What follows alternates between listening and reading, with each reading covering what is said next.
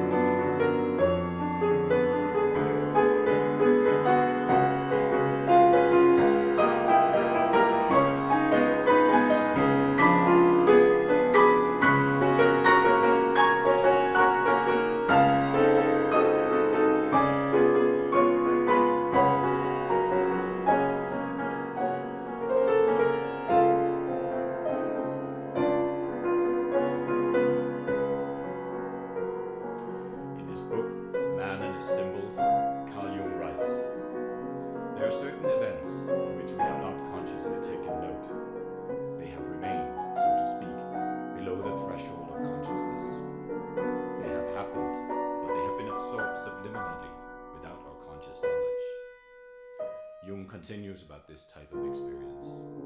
It later wells up from the unconscious as a sort of afterthought. It may appear, for instance, in the form of a dream.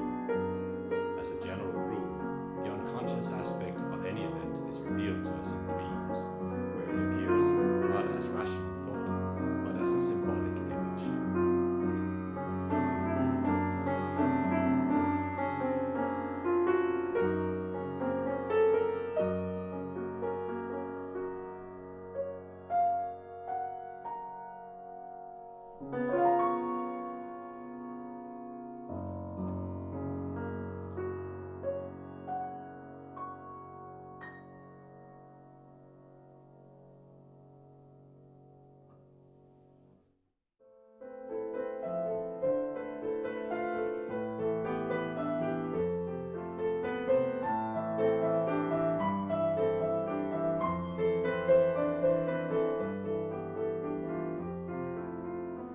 Just at this moment, her head struck against the roof of the hall. In fact, she was now rather more than 9 feet high, and she at once took up the little golden key and hurried off to the garden door. Poor Alice! It was as much as she could do, lying down on one side to look through into the garden with one eye. But to get through was more hopeless than ever. She sat down and began to cry again.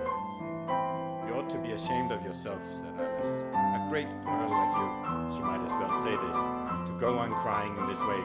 Stop this moment, I tell you."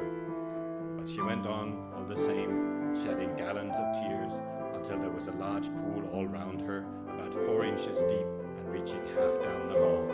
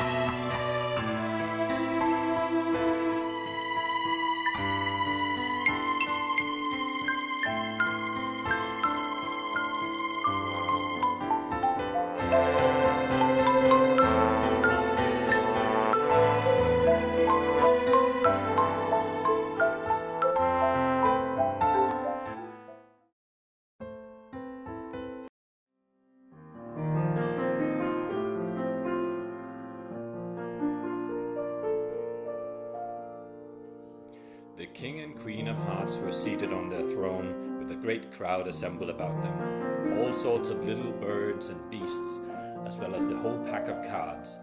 The knave was standing before them in chains, with a soldier on each side to guard him, and near the king was the white rabbit, with a trumpet in one hand and a scroll of parchment in the other. In the very middle of the court was a table with a large dish of tarts upon it. They looked so good that it made Alice quite hungry to look at them.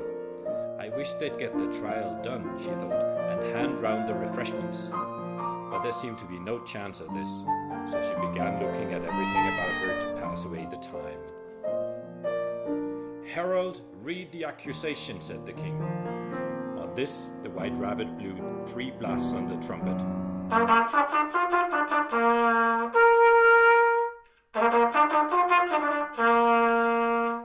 He then unrolled the parchment scroll and read as follows.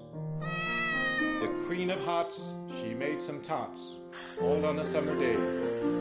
The Knave of Hearts, he stole those tarts and took them quite away.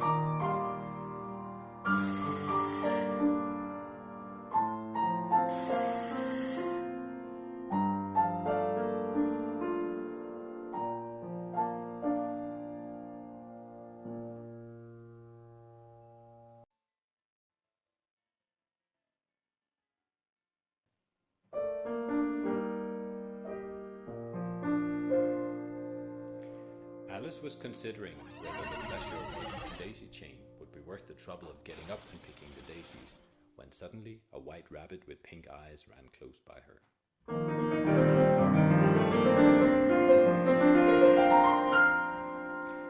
There was nothing so very remarkable in that, nor did Alice think it so very much out of the way to hear the rabbit say to itself, oh dear, I shall be too late," to her feet, for it flashed across her mind that she had never before seen a rabbit with either a waistcoat pocket or a watch to take out of it, and burning with curiosity, she ran across the field after it, and was just in time to see it pop down a large rabbit hole under the hedge. In another moment, down went Alice after it, never once considering how in the world she was going to get out again.